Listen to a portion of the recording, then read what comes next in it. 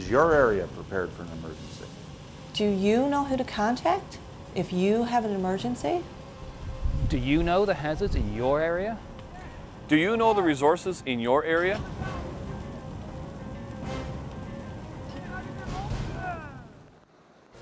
Emergencies can occur at any time and any place. They can affect a municipality on a local level, such as the Placentia flood of 2007. An incident such as a small forest fire can quickly develop into a regional emergency, affecting several municipalities. This scenario was evident in the area of Sheshatshiu, Labrador during the summer of 2002. The arrival of numerous planes and thousands of passengers as the result of the tragic events of 9/11 were indeed an emergency that impacted Newfoundland and Labrador at a provincial level. With fewer resources to draw on, smaller municipalities may be more at risk during an emergency than they realize. Smaller areas may have less experience in dealing with unexpected events that can quickly overwhelm their emergency response capability. The key reason for emergency management planning is to support public safety and create disaster-resilient communities. A realistic emergency management plan for your area, properly resourced and exercised, will save money and, most importantly, lives. Hi, I'm Erin Sully. On May 1st, 2009, the Emergency Measures Act was replaced with the new Emergency Services Act. The new legislation requires that every municipality, as defined in the Act, must complete an emergency management plan by May 1st, 2012. For the purposes of the Act, the term municipality means municipalities under the Municipalities Act. The cities of St. John's, Mount Pearl, Corner Brook, as well as Inuit communities and local service districts, commonly known as LSDs. Municipalities and LSDs may also adopt the plan of a neighboring community, as long as their neighbor agrees and they revise the plan to reflect their own circumstances. Revision of existing plans is crucial, as no plan can be adopted directly. It will require changes that are relevant to your area. Planning requirements will be flexible to recognize the many different sizes and circumstances of municipalities. The development of a plan will require time and effort. Keep in mind that your plan will positively assist your municipality should an emergency occur. Fire and Emergency Services Newfoundland and Labrador have developed a 12-step program to assist your area in establishing a local emergency planning committee and to develop a basic emergency management plan. An emergency management plan will provide your area with the required information to effectively handle any emergency situation. It will also contain contact information and the location of resources that may be required. In the following program, the word council means the council of a municipality, a regional council, an LSD committee, a regional emergency management committee, and an Inuit community council. These councils are responsible for ensuring that an emergency management plan is created for their respective areas. Once developed, the emergency management plan shall designate a person to act as an emergency coordinator to supervise and control the management of the plan. Any amendment of a plan shall be submitted to the Director of Emergency Services for approval before the amendments may be adopted by Council. For a council with an existing plan, any amendment or proposed changes must be submitted to the Director for approval before it may be adopted by Council. As you view this program, you'll meet representatives from several agencies. They'll describe the role their agency plays in an emergency. You should consider using these agencies as part of your emergency management plan. There'll be more on this a little later. So, where do you begin? Let's take a closer look at the 12 steps.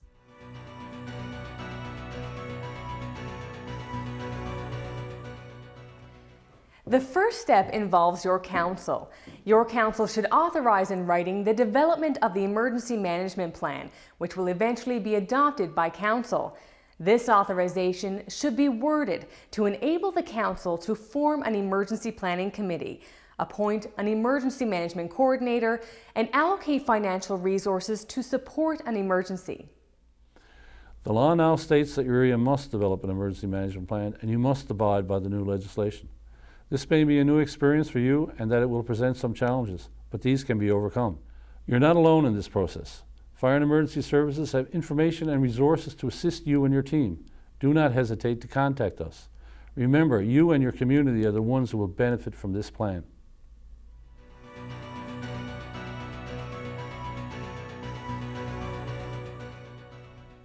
Now that you've committed your intent to develop a plan in writing, the next step is to establish an Emergency Council Committee. This committee will have two primary roles.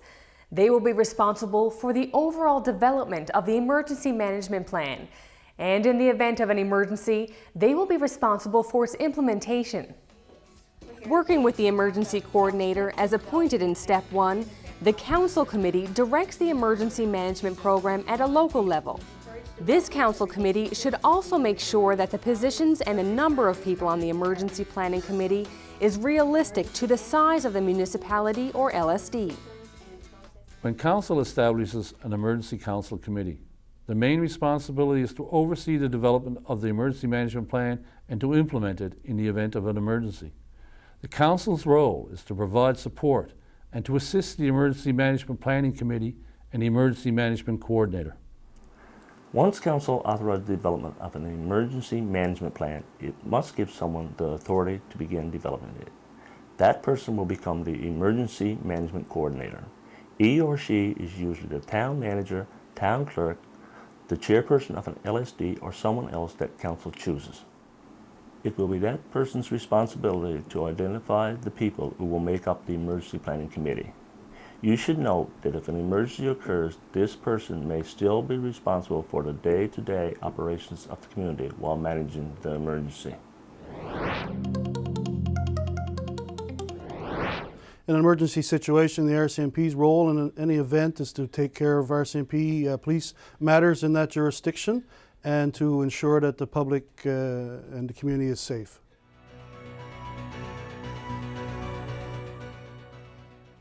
As was just stated, the authorization referred to in Step 1 includes the appointment of an Emergency Management Coordinator. An Emergency Management Coordinator could be the town manager, the town clerk, the chair of an LSD, or someone designated by Council. This person should possess a sound knowledge of the community's resources, facilities, and agencies, and be familiar with the day-to-day administration and operations of Council. They must also advise Council of any changes or updates to the plan, coordinate all of the town's operations during an emergency, coordinate emergency planning and response, act on behalf of the mayor, council, or chair as instructed, and direct operations from an emergency operations center. There'll be more on this later. The committee under the leadership of the Emergency Management Coordinator is ultimately in charge of creating the Emergency Management Plan. The Emergency Management Planning Committee could be comprised of the following: Emergency Management Coordinator or Manager or Clerk, Municipal Services representatives from the Fire Department, Public Works, Public Information, or Engineering, representatives from Regional Health Authorities, representatives from Departments of Human Resources, Labor and Employment, and Transportation and Works.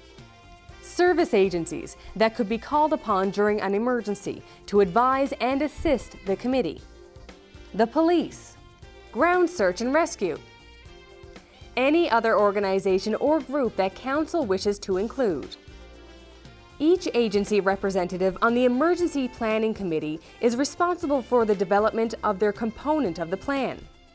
The RCMP have their own emergency operations plans, and in an emergency situation or any other situation, we can assist the municipalities in the development of their emergency operations plans as well. We can meet with the municipalities. We will discuss operational procedures and plans. We can supply templates and assist in the development of their community plans. Each agency's information should include key contact names, email addresses, and 24-hour contact numbers, which could include business, home, cell, pager, and/or fax numbers. Remember to include contact numbers for ham radio operators, the media, and identified alternate contacts. These are essential.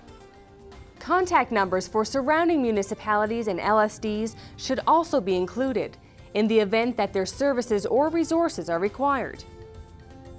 Some of the best responses are those in which one community helps another. A current directory should be maintained. A person should be designated to update and verify all contact information every 6 months. Contact lists are a vital component of any emergency management plan. They provide easy access to all responders and resources. It is essential that you complete a detailed contact list and keep it updated on a regular basis. Don't be caught short when you have an emergency. Under the Act, 2 or more municipalities may join together to form a regional emergency management committee for the purpose of developing a regional plan. A regional plan shall be approved by the director before a council adopts it. The requirements of the Act apply as if the plan had been made by council alone. The geographical area of Port-au-Port is large. As the larger centre, Stephenville understood that it had more resources than the outlying communities. The Stephenville Council also understood that in the event of an emergency, it may be required to share these resources. When we were developing our emergency management plan, we encouraged neighbouring communities to participate in the planning process. This resulted in a regional emergency management plan that has benefited the entire area. Council does value the opportunity to work with other communities in a spirit of cooperation and partnership.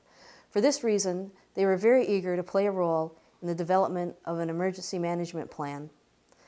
Council immediately said yes when approached by the town of Stephenville to participate in an emergency management plan for Bay St. George. Considering the size of our municipality, this sharing of resources and responsibilities will enable our town to more efficiently and effectively respond to an emergency. Here on Fogo Island, we have a number of small municipalities in close proximity to each other. We share the same critical infrastructure, such as the hospital, the school, and the arena. We decided that we would work together to develop one emergency management plan. One benefit of doing this was that we would eliminate the possibility of duplicating expectations of an outside agency.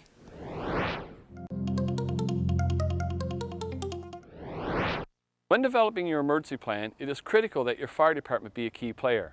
They are familiar with the town's infrastructure, and as emergency responders, fire department members can help identify hazards in your area. Their training has prepared them to perform in stressful situations.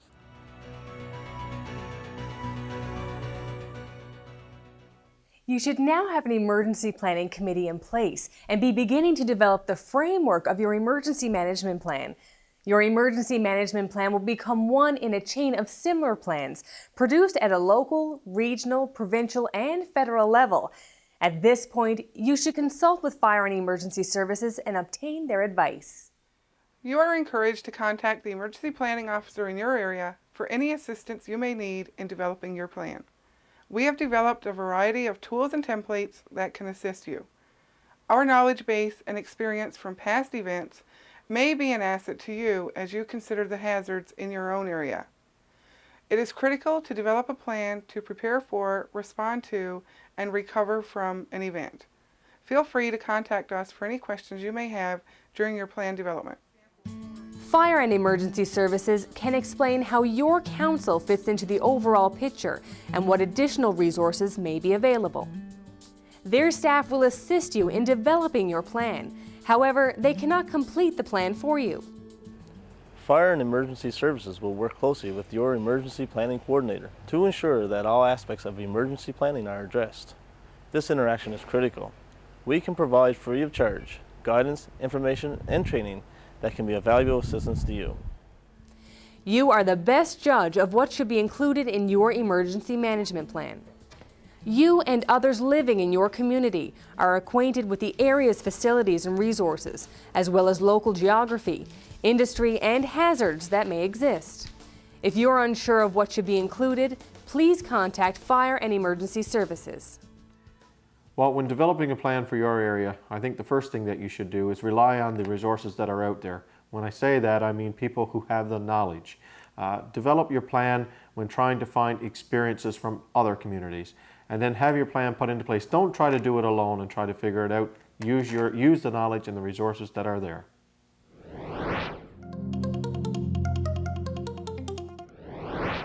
Public Safety Canada is responsible for keeping Canadians safe, and we do that in collaboration with our federal and provincial partners to prepare for responding to emergencies in support of the province and municipalities affected by disasters.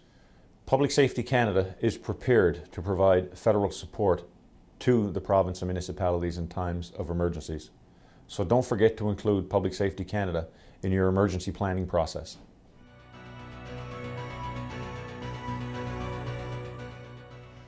At this time, you should now begin to look at your area's hazards, risks, and vulnerabilities. Local knowledge, research, and imagination are required to determine all man-made and natural hazards that could potentially affect your area. This is a crucial step. Several factors should be considered when compiling your comprehensive list of potential hazards. These include the following. Demography. Areas with larger populations are vulnerable to emergencies, even though they may possess more resources for handling disasters. Consider if your area has persons with disabilities or other individuals who may require special assistance during emergencies. Industry. Research local industries to discover if any produce or store chemicals. Examples are fish plants, arenas, or oil storage tanks. A detailed list can be found in the accompanying manual. Transportation. Are dangerous chemicals being shipped by water or road through or near your area? Are you able to handle a serious bus accident? Consider how your area would cope if all transportation were cut off. Geography.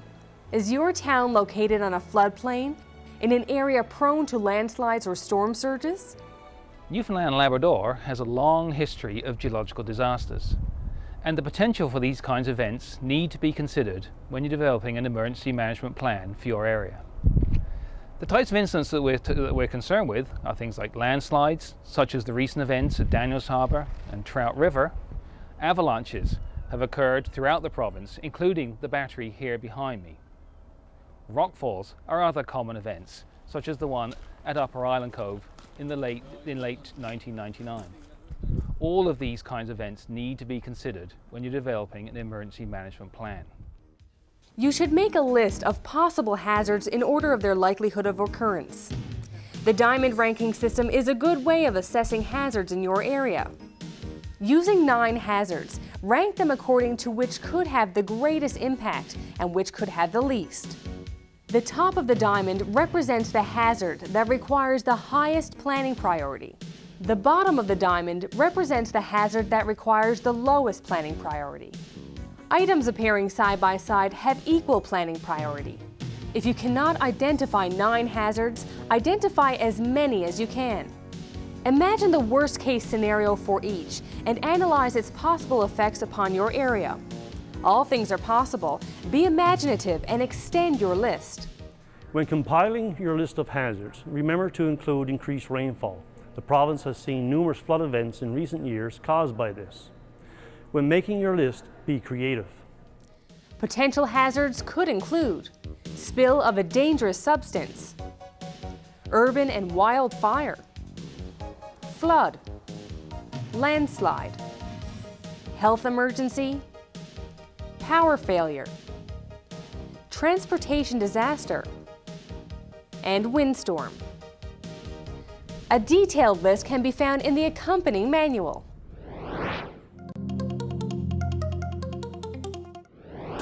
Well, the role of the Ground Search and Rescue is to have people to respond for lost and missing people as their main responsibility. In a bigger emergency, they can also assist in disaster planning and helping out in disasters itself as to mitigation, taking care of crowd control, evacuation, whatever. But most of it is through lost and missing persons. And if you can, always make sure that you have Newfoundland and Labrador Search and Rescue Association in your emergency plan.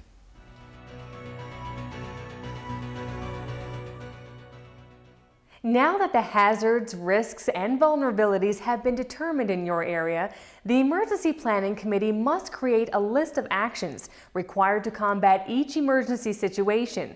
Most actions fall under one or another agency, such as fire, police, engineering, and others.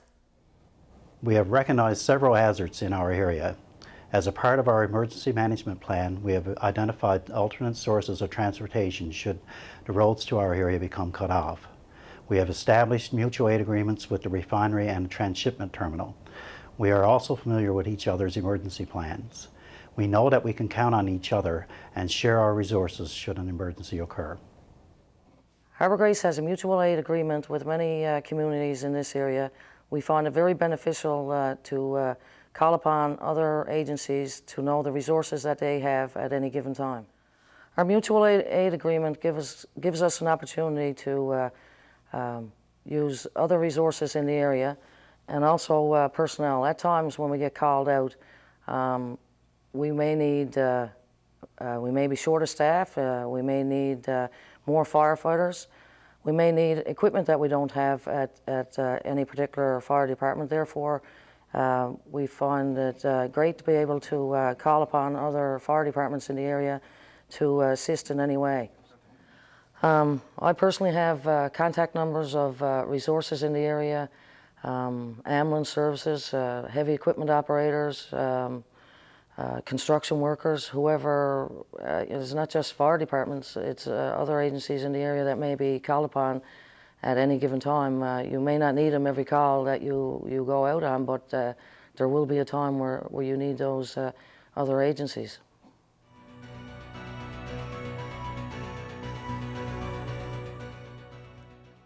Now that the tasks and actions have been determined, the committee should now begin to evaluate the resources that are available to them. The Emergency Planning Committee should discuss the following questions. Is your area able to respond to more than one emergency situation at a time? Where could you obtain additional people and resources if needed? Is your area's medical support system able to handle an emergency? Does your area have an efficient communication and transportation system? Do you have an emergency operations center? If the primary emergency operations center is unavailable, do you have an alternate site? Earlier in Step 3, we mentioned about directing operations from an emergency operations center. An emergency operations center is an area in which all participants can come together during an emergency and work as a team and share information with those in the field. Let's take a closer look at an EOC. An EOC is a physical facility in which key players come together to manage the disaster. It can be located in the town hall, a community center, at a community services organization, or any other place that can accommodate all participants. Your municipality should have a designated EOC. It is crucial that the area be large enough to accommodate seating and ensure workstations are available for all participants who are managing the emergency. Ideally, the EOC should have pre-wired phone hookups and sufficient telephones. Most importantly, a common area is established to bring all agencies together. An identity pass must be issued to everyone entering the EOC, and identification cards for each stakeholder must be displayed. Logbooks, stationery, pens, and other supplies must be present. Maps and other support material should be readily available. Bathroom facilities must be conveniently located. A rest area must be prepared. Food supplies must be arranged. Fully operational communication and media monitoring equipment must be set up in a separate nearby area and a media work area established. Where possible, the EOC should also have a backup power supply that should be checked on a regular basis. In addition, backup communications such as amateur radio or ham operators must be identified. During an emergency event, it's possible that all regular lines of communications may be cut off. This is where ham radio operators can play a crucial role. We have a strong radio communications network throughout the province. We are able to provide solid communications in any emergency situation. The EOC is a central location where information is collected, evaluated, and displayed. Here, operations for the disaster are coordinated and decisions are made. An EOC location should be designated as part of your emergency management plan. During a recent emergency, we did not have an EOC identified.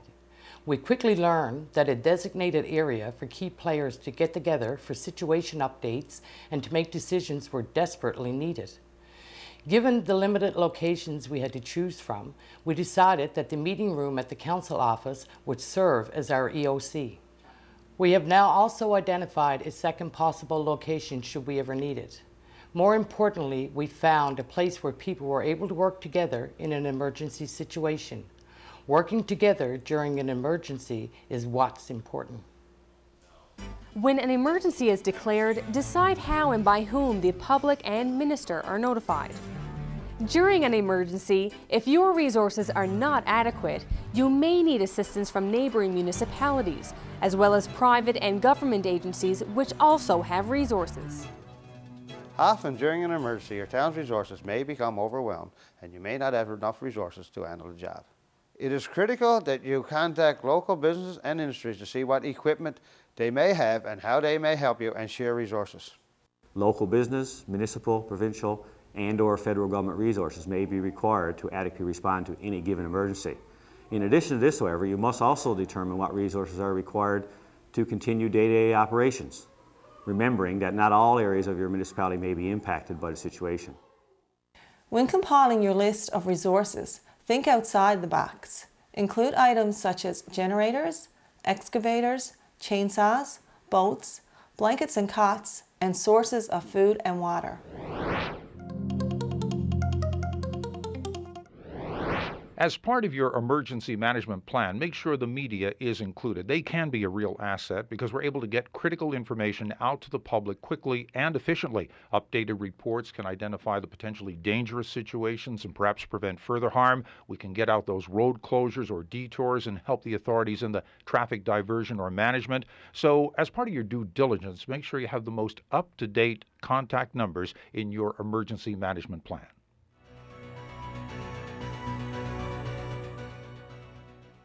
By now, your plan should be coming together.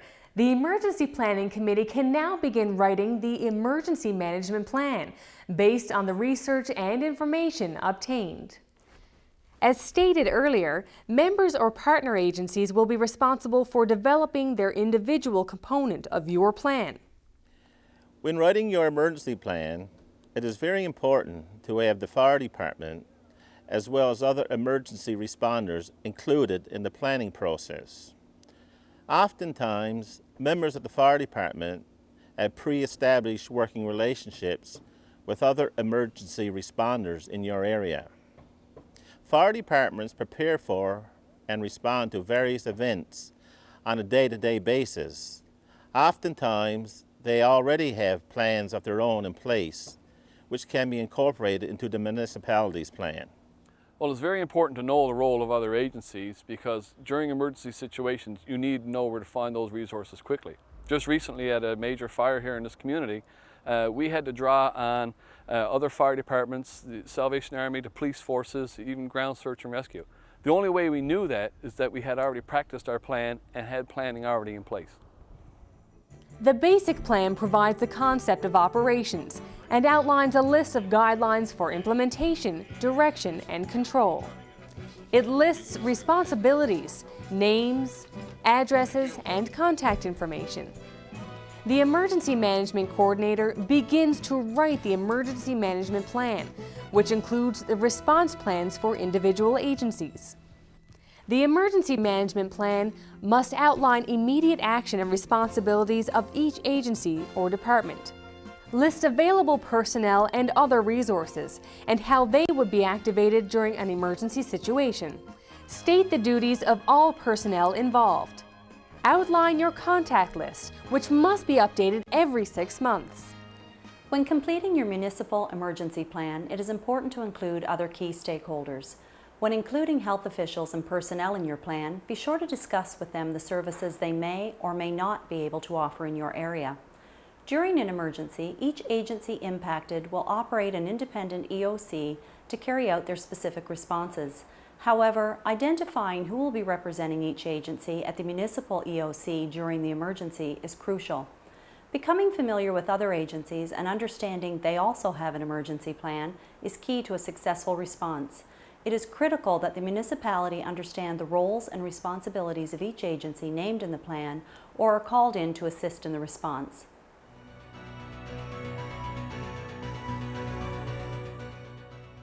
As the plan continues to develop, the Emergency Management Coordinator consolidates all the information that's been obtained and creates a working draft of the Emergency Management Plan. Included in the plan should be a complete list of roles and responsibilities of those named in the plan, resources, updated telephone fan-out lists, evacuation plans, mutual aid agreements with other areas, and individual agency plans.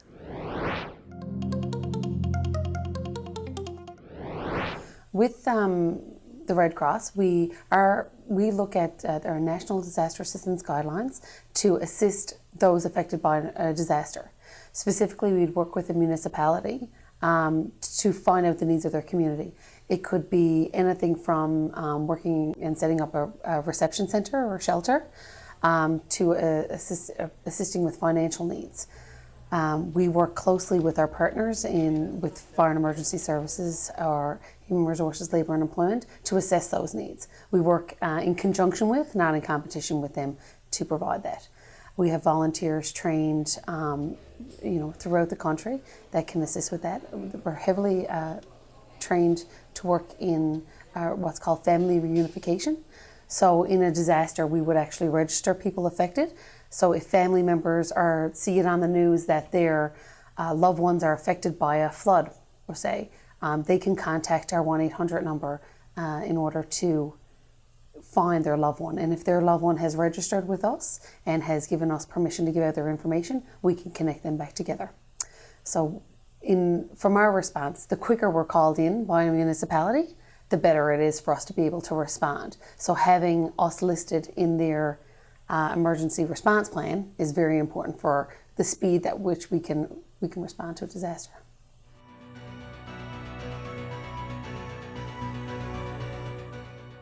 Councils are strongly encouraged to work with Fire and Emergency Services, regional emergency management and planning officers to ensure that your plan is in proper order prior to being submitted to Council for approval. Once your plan is drafted, it should then be submitted to them for review. And as it's being reviewed, they may make recommendations and provide suggestions on ways to further enhance your plan. Remember, once the Emergency Planning Committee submits the plan and it's reviewed by Council, revisions may still be suggested. If changes are required, Council will direct the Emergency Planning Committee to make the necessary changes. Once revised, the plan is then presented back to Council for sign-off.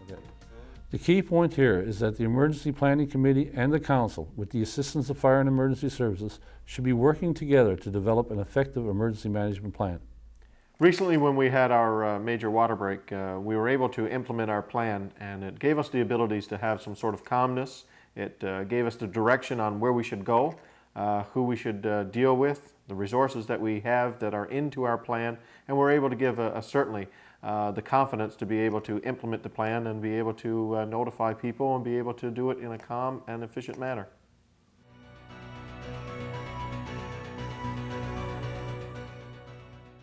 When the Planning Committee has completed the plan and Council has signed off, it is then forwarded to Fire and Emergency Services for approval by the Director. Once approved, the Director will return the plan to Council for formal adoption. An emergency management plan cannot be implemented until it receives the Director's approval and has been adopted by Council. I found working with Fire and Emergency Services an excellent experience. Their training courses were an invaluable source of information that greatly assisted us in the development of our emergency management plan. I would highly recommend you attend any of their training courses. When developing your emergency management plan, ensure that your expectations do not exceed your abilities. When the plan is approved and adopted, the public should be advised that their area now has an emergency management plan. Stakeholders must have a working knowledge of roles and responsibilities of other agencies. When developing your emergency management plan, it is important to include all emergency responders in the planning process. In an emergency situation, it is crucial that we know all of our roles and responsibilities for all our partners. It is important to know the roles of others because at a scene it can be very stressful. You know that RCMP are on scene, you know their role.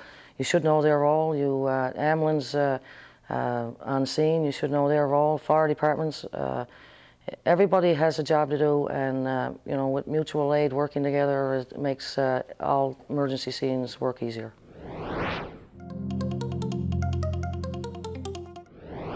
The Salvation Army mobilizes its various congregations throughout the province to provide services to the victims and responders in disaster situations. We provide food, hydration, and clothing, as well as services such as meet and greet and emotional and spiritual care. We also have highly trained teams capable of providing critical incident stress management, commonly referred to as emotional and psychological first aid, to people experiencing stress as a result of a disaster. Remember to include the Salvation Army as part of your emergency management plan.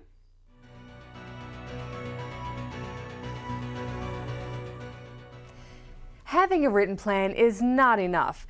An emergency management plan is only as good as the area's ability to carry it out.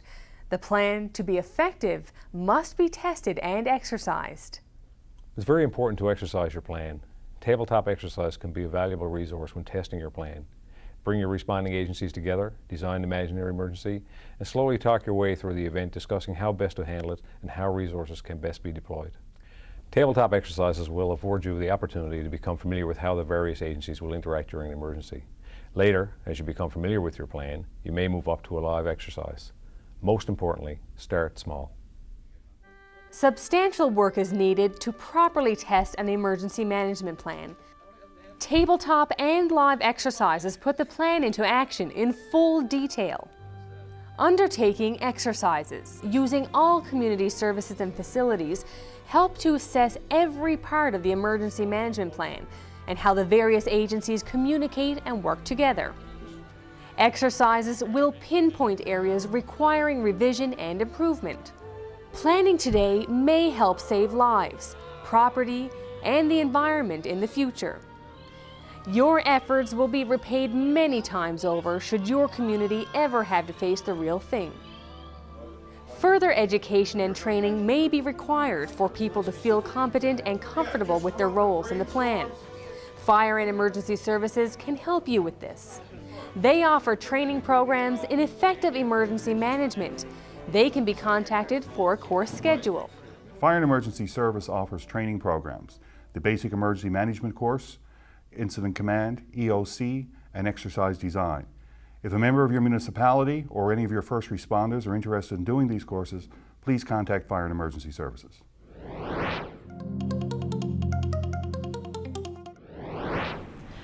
The Department of Human Resources, Labour and Employment is responsible for the delivery of emergency social services during times of crisis or disaster. These services include the establishment of a reception centre from which registration and inquiry, food services, lodging, clothing services, and personal services may be delivered. The department has a memorandum of understanding with both the Salvation Army and the Red Cross to assist in the delivery of these services. Remember to include Human Resources, Labour and Employment in your emergency management plan.